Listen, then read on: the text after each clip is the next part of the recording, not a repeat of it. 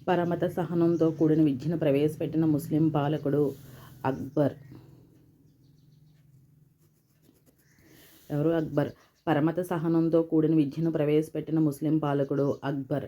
మాతృభాషలో విద్యను బోధించమని ఆజ్ఞాపించిన ముస్లిం పాలకుడు ఔరంగజేబ్. మాతృభాషలో విద్యను బోధించమని ఆజ్ఞాపించిన ముస్లిం పాలకుడు ఔరంగజేబ్.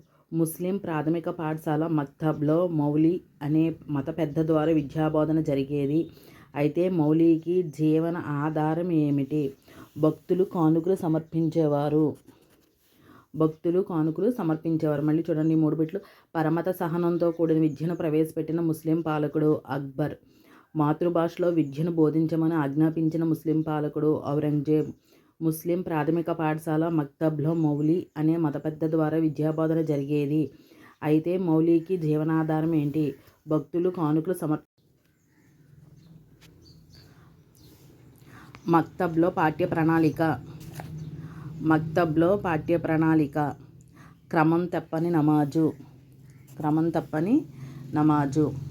మక్తబ్లో పాఠ్య ప్రణాళిక క్రమం తప్పని నమాజు. మద్రసాలో ప్రధానమైన బోధనా పద్ధతి ఉపన్యాస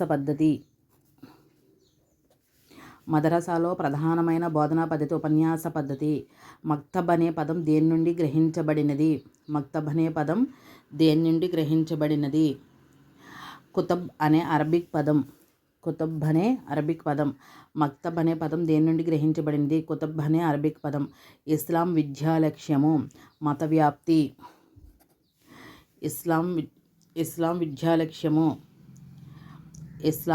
లక్ష్యము పైవన్నీ. జ్ఞాన వ్యాప్తి, మత వ్యాప్తి, నైతిక విలువల వ్యాప్తి పైవన్నీను. వేదకాలంలో విద్యను గడించిన ప్రముఖ స్త్రీలు. వేదకాలంలో విద్యను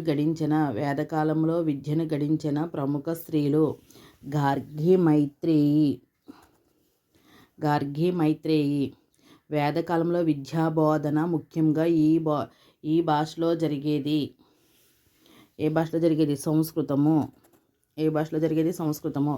ఉపనిషత్తుల్లో తెలిపిన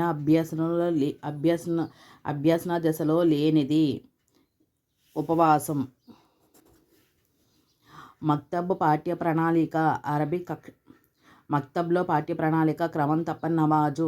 మద్రసాలో ప్రధానమైన బోధనా పద్ధతి ఉపన్యాస పద్ధతి. మక్తబ్ అనే పదం దేని నుండి గ్రహించబడినది? కుతబ్ అనే అరబిక్ పదం.